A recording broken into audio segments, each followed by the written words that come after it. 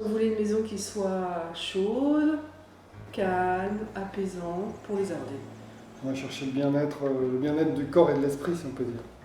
C'est-à-dire de s'y sentir bien physiquement, avec la chaleur, la lumière, et en même temps avoir un espace qui soit harmonieux et une certaine simplicité qui rende l'espace agréable. On va chercher à avoir une ambiance naturelle, donc beaucoup de bois, le bardage, les murs, le parquet. On a choisi des matériaux naturels, c'est du bois qui n'est pas traité. On a pris des essences, typiquement pour l'extérieur, des essences qui sont naturellement déjà huilées, c'est du mélèze. À l'intérieur, donc on a privilégié les produits écologiques. Sur la peinture, une couleur assez sobre qui rappelle un petit peu peut-être le sable ou qui agrandisse un peu l'espace, qui ne s'impose pas non plus à l'esprit. On a vraiment privilégié tout ce qui pourrait apaiser l'esprit dans la décoration et dans le choix des matériels, la simplicité. On a essayé d'être, ce qu'on nous on a appelé low-tech, donc pas trop de technologie, ou juste ce qu'il faut pour atteindre l'objectif qu'on s'était fixé. Donc, par exemple, la maison, donc, elle est pilotée à distance, c'est-à-dire que quand on sait qu'on vient, on ouvre les volets pour que le soleil tout simplement chauffe la maison. Donc voilà, ça a été notre petite folie technologique. On a visé le concept passif qui tient compte de la performance de l'isolation et puis de l'étanchéité, qui va de pair avec la VMC double flux.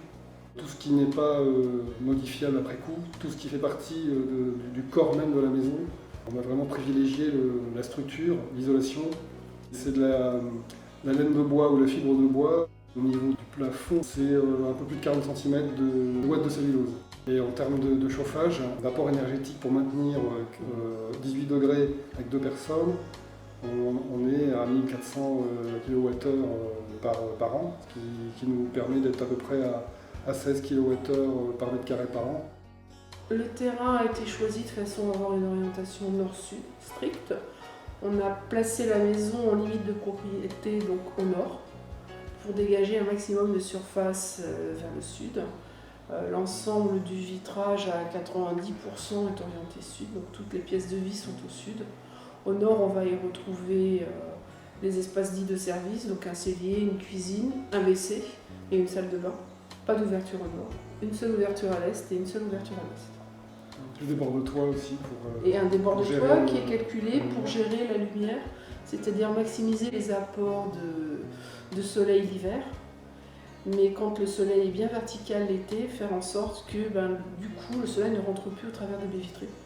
Donc on n'a pas d'apport, on va dire, de chaleur intempestif l'été, et on maximise les apports de soleil l'hiver. En cas de surchauffe, on a mis en place un système tout simple.